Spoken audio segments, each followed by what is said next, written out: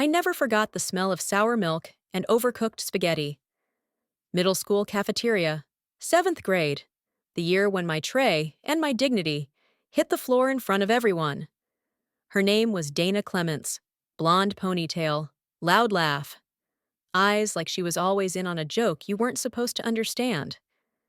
She ruled the cafeteria table like a queen with her pack of mean girls, tossing apple slices and insults like candy. And I was the kid who stuttered when nervous, who wore her cousin's hand-me-downs, and who sat alone. Years passed. Decades, really. Time gave me edges, degrees, confidence. I learned how to build things. First code, then a company. I wore tailored suits and spoke in clean, practiced sentences. People listened when I talked now. But some wounds don't fully close. They just get quieter. I never thought I'd see Dana again. Not in my world. But there it was. A Tuesday, late afternoon. Janice, my assistant, knocked lightly on my glass door with a folder in hand. "Final round applicants for the spring internship," she said. I flipped through them, scanning names, bright young things, fresh from college. Then I saw it. Dana Clements, communications major. Leadership workshops, volunteer work. Her resume was polished, too polished, and stapled to it her handwritten cover letter. My goal is to work under a strong female mentor who leads with grace and confidence. I stared at that line for a long time. Dana didn't know whose desk her application had landed on. I didn't feel anger, not yet. What I felt was stillness, like the hush before a storm. "I want to bring her in for the group interview," I told Janice. Janice arched a brow. "You know her?" I smiled tightly. "We went to school together, long ago." The interview room was white, sharp, and minimal, just like everything else on the top floor. Glass walls, high-backed chairs, filtered light. A view of the skyline framed behind me like an oil painting.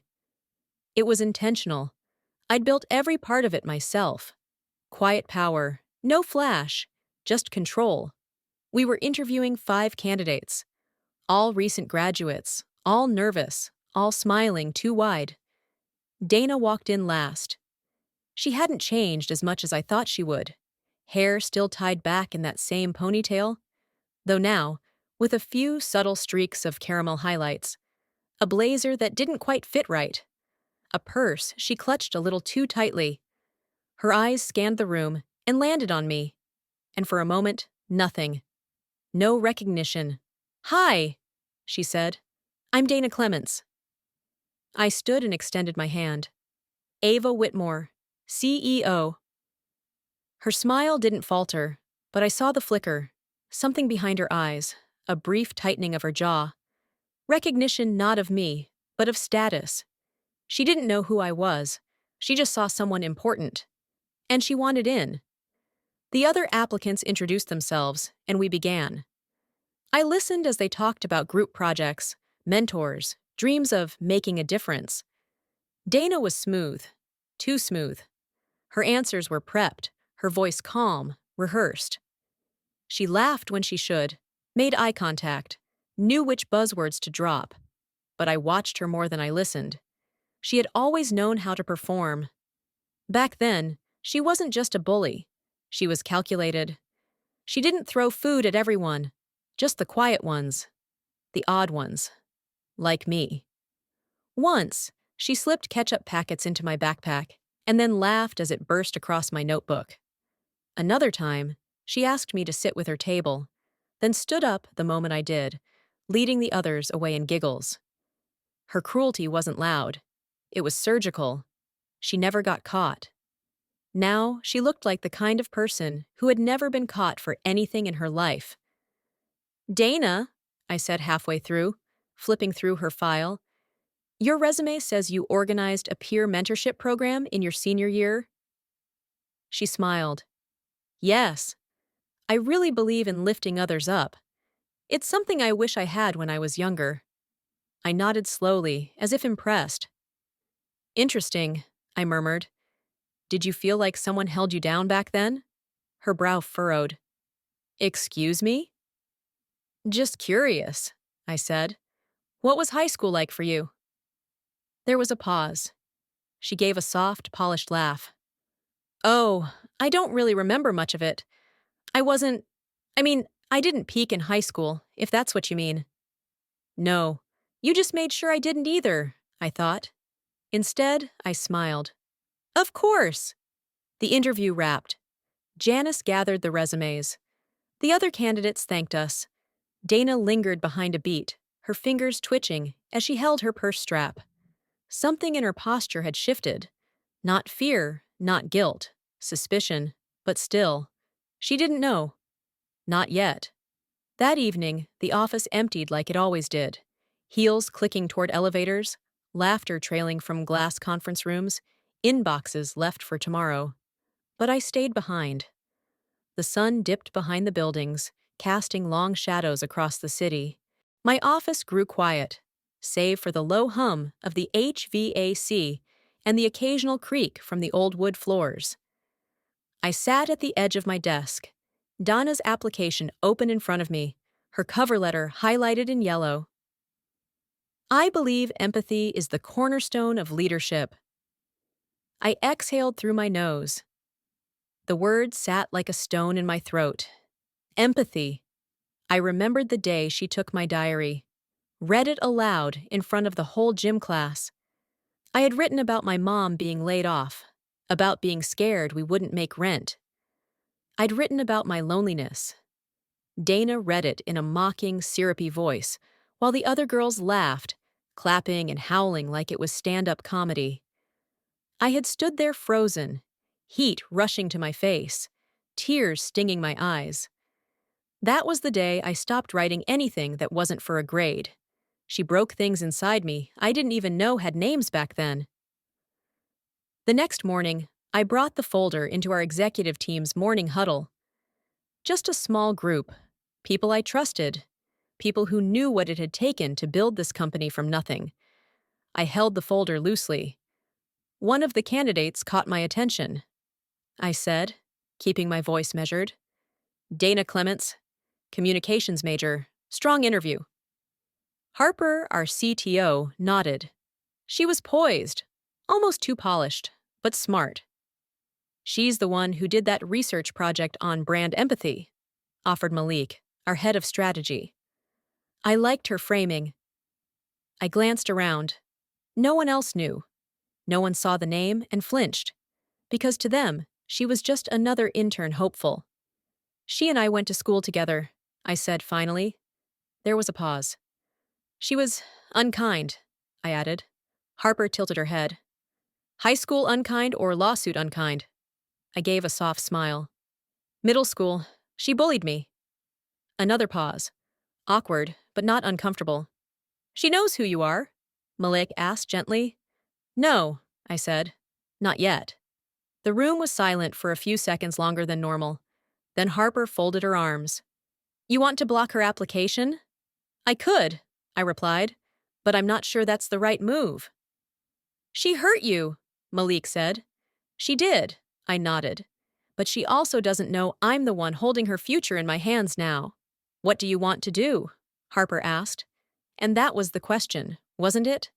I wasn't the same girl who cried in a locker room while Dana paraded my fears like party favors. I was the CEO now. I had power. But power without purpose? That's just cruelty dressed in glass offices and power suits. I want to see what kind of woman she really is, I said finally. If she's changed, or if she's just gotten better at pretending. The meeting moved on, but that thought clung to me like a second skin. The interns began their onboarding the following Monday.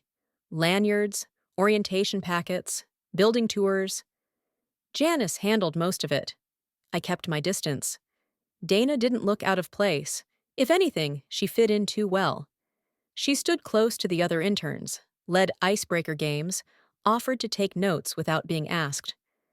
By lunchtime, she had already charmed the receptionist and made two people laugh loud enough to echo down the hallway. By Thursday, I asked Janice to schedule one-on-one check-ins with each intern. Quick touch bases, I said. 15 minutes each.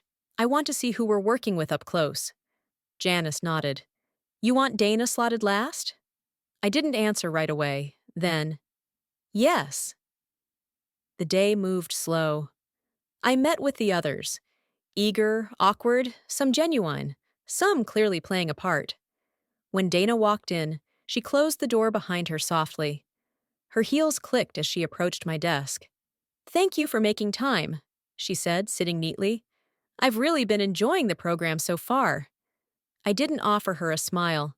Instead, I folded my hands on the desk. Tell me something not on your resume. She blinked.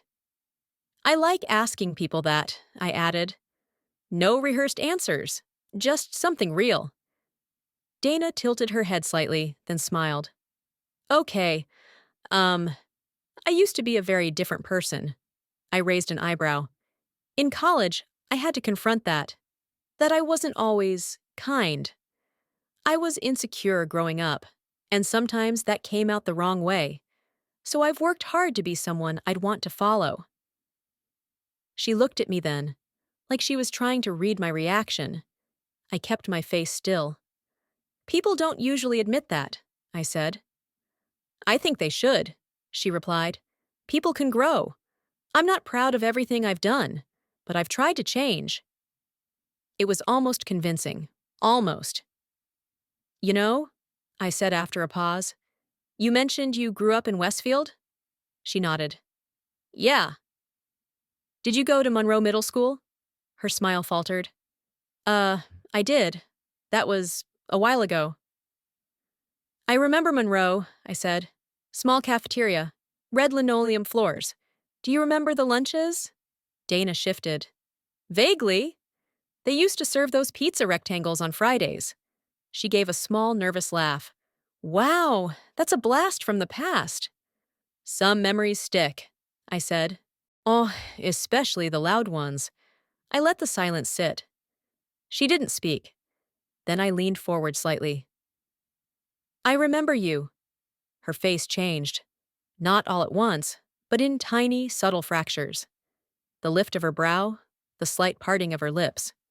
Her hands clenched just slightly in her lap. I used to go by Ava Montgomery, I added quietly, before my mother changed her last name back to Whitmore. Her breath caught. Wait, I nodded once. Yes, I'm that Ava. For a moment, she said nothing. The color drained slowly from her face, and the practiced calm she'd worn like armor began to slip. I didn't, she started, then stopped herself. I know. Dana blinked hard, like she was trying to recover footing after a sudden drop. I never meant to. I raised a hand. We're not going to do that. Not here. I just wanted you to know who you were speaking to before we went any further. I stood, signaling the meeting was over. I'll let you get back to your team, I said, my voice still composed. Dana rose slowly. Ava, Good day, Ms. Clements. She left, and I stood alone, finally hearing the echo of my own breath in the room. The next morning, Dana arrived earlier than usual. I saw her from my office window, hovering near the break room, coffee in hand, pretending to check her phone. Her smile was gone. The bounce in her step was replaced with something stiff and cautious. A mask, but cracked now. She didn't come to me, not directly, but I could feel the air shift every time I walked past her. She avoided eye contact. Her laugh was too forced, her enthusiasm dialed up too high, like she was trying to overcorrect the damage. At our leadership stand-up, Harper leaned in and whispered, You okay? I gave a small nod. She knows now. Harper's eyes narrowed slightly, but she didn't press. I appreciated that. Dana didn't approach me until 3 days later. It was late. Most of the staff had left for the evening. I was packing up files when there was a soft knock at my door. She stepped in without waiting for a full invitation. Her face was pale, her voice unsteady. Ava, do you have a minute? I looked up slowly, then gestured to the chair across from me. Go ahead. Dana sat, folding her hands in her lap. I've been thinking a lot about the other day, she began, about what you said, who you are. I waited. I don't know how to say this, but I'm sorry, truly, for everything I did to you. Her eyes were wide and glistening. I was cruel. I was a kid. And I thought being funny meant being mean. And I never once stopped to think about how it made someone else feel. I was awful to you, Ava. I know that. And I'm so, so sorry. She leaned forward slightly. If there's anything I can do to make it right. I stared at her, not out of anger, but out of calculation. She looked sincere. But sincerity could be performed just like cruelty had been. I appreciate the apology, I said carefully, but I'm not looking for anything from you. Dinah's lips parted, then closed. I didn't apply here knowing it was you. I swear I didn't. If I had known... You might have applied somewhere else? I asked, eyebrows raised. No, I would have approached this differently. I nodded slowly. That's honest. She fidgeted. I don't want this internship to feel like a threat to you. It's not, I said. But let me be clear. Your presence here will never be more important than the integrity of this company. You're not the girl from middle school anymore. But neither am I. Dana seemed to deflate slightly, as if she'd been hoping for absolution and only received terms. I leaned back in my chair. Tell me something, I said. When you listed your leadership traits in your cover letter, did you actually believe them? Empathy, growth, humility. She nodded. I did. Then prove it. She blinked. How? Not to me, to yourself, to the people you'll work with. Because I'll be watching. Not as your victim, but as your boss. Dana swallowed hard, then nodded. I understand. I dismissed her with a nod. She left quietly, and I was left alone with the fading scent of her perfume and the humming tension of what forgiveness might look like when it's not immediate, when it has to be earned.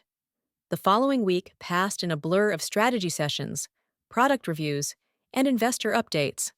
From the outside, everything looked normal, but something had shifted. I noticed it in the small things. Dana no longer inserted herself at the center of group conversations. She listened more. She took the least desirable tasks during team assignments, transcripts, formatting decks, organizing files. Not once did she ask for credit. She didn't hover around me, didn't try to prove herself directly. Instead, she turned her energy toward the others, supporting them, quietly. One afternoon, I stood near the edge of the open workspace while the interns brainstormed a brand refresh campaign. They were clustered around a whiteboard, tossing out ideas. Dana stayed mostly silent until someone struggled to articulate a point, and then she gently stepped in to help. No ego, no spotlight. She's changed, Harper murmured beside me. Or she's adapting, I replied. Harper gave me a look. Same difference, sometimes. I wasn't ready to believe it. Not entirely. But I couldn't deny the difference in her. Then came the moment I didn't expect. Midweek, we had a departmental presentation where each intern had to pitch an idea to a panel of directors. It was designed to test clarity, confidence, and collaboration. Dana's team chose to present a diversity outreach strategy. Their slides were clean, the data relevant, and when it was Dana's turn to speak, she began with something no one expected. I want to start by addressing something personal, she said. When I was in school, I didn't understand what real leadership looked like. I thought popularity was power. I used to hurt people to protect myself. I never thought about the consequences because I never had to face them. Until recently. The room went still. I don't share this for pity, she continued, but because I believe accountability is the first step toward earning trust. And real change comes from telling the truth, even when it's ugly. She finished her portion of the presentation without faltering. Her team looked stunned. A few of the staff did too. Later that afternoon, Malik caught me by the elevators. "You coached her to do that?" he asked. "No," I said simply. "That was gutsy or strategic," I replied. "It walks the line."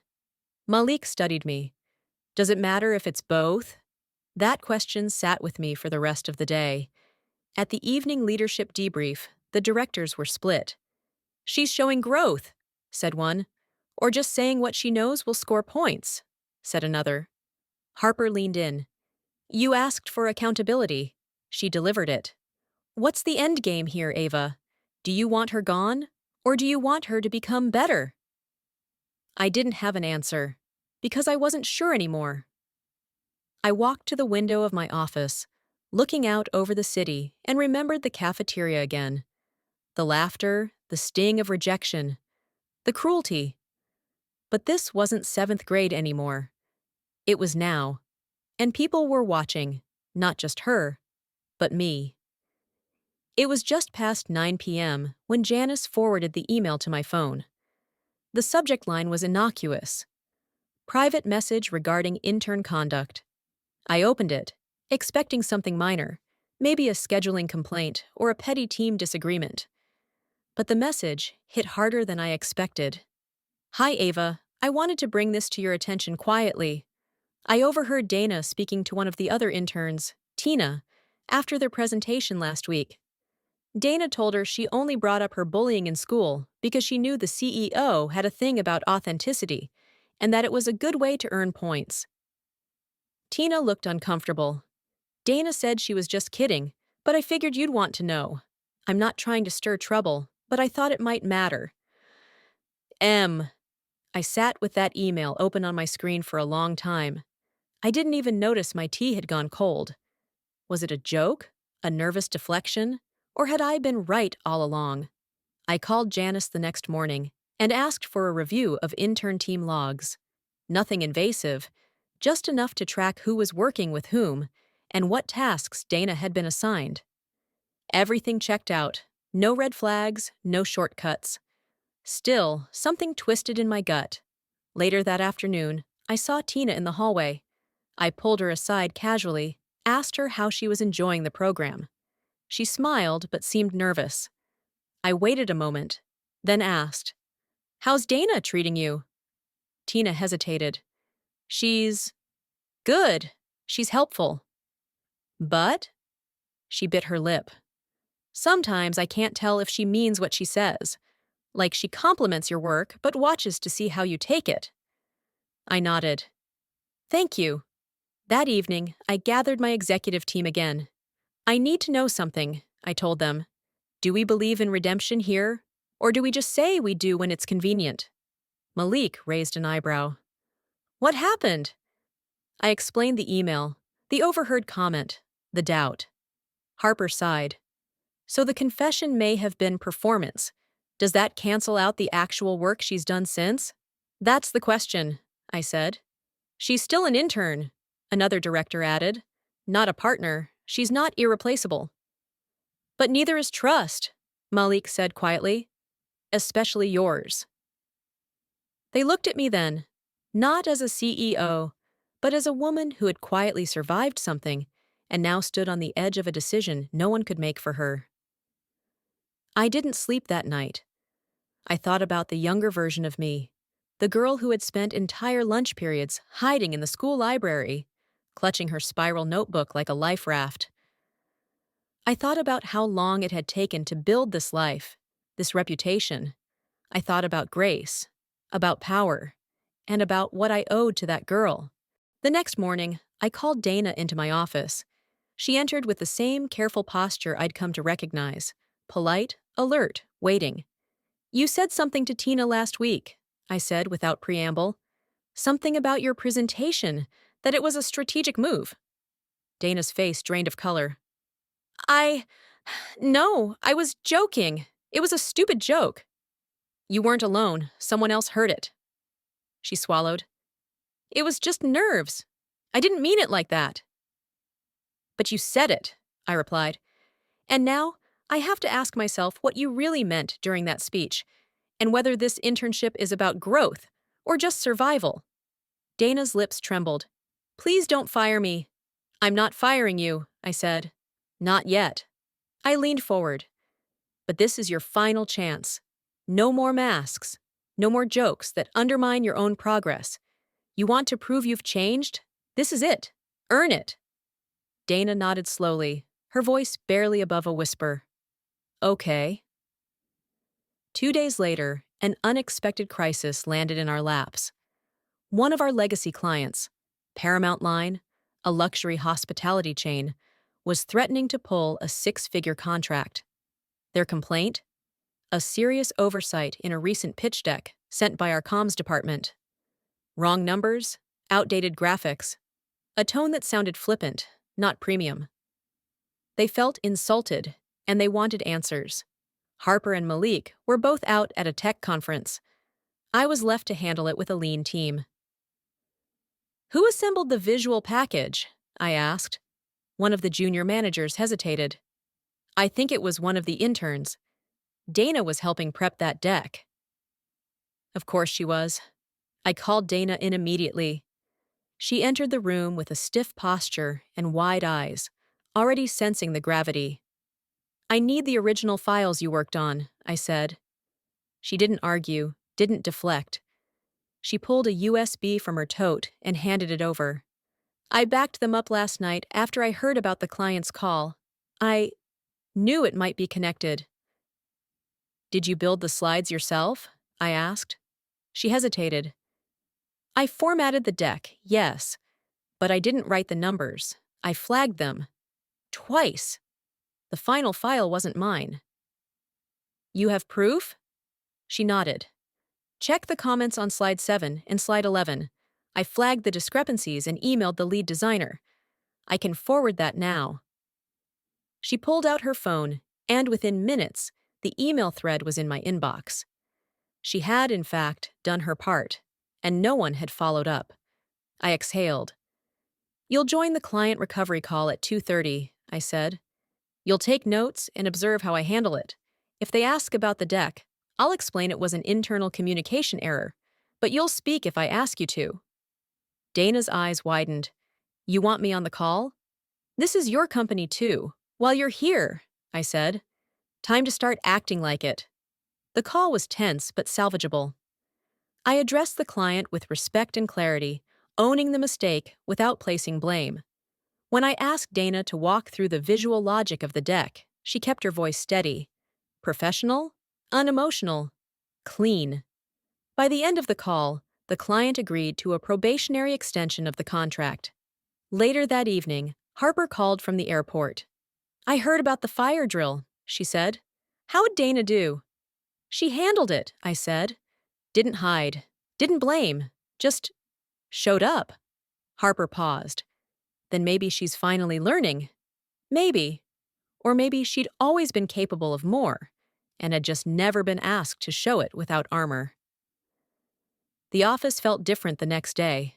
Not just for Dana, but for me. There was a weight I hadn't realized I'd been carrying, and for a moment, brief as breath, it lifted. Watching Dana face real stakes without flinching had stirred something uncomfortable and undeniable. If she had faked her way through that moment, I would have seen it. But she hadn't. She'd earned a kind of silence, and that silence gave me space to see my own reflection a little more clearly. Janice handed me a stack of post-internship evaluations that afternoon. It was time. 10 weeks had passed. The program was nearing its close. Each executive team member had scored the interns on performance, adaptability, and overall impact. Dana's scores were high, not perfect, but solid. Earned. She wasn't the favorite, but she was no longer the shadow. She'd become someone to watch. At the bottom of her file was a handwritten note from Harper.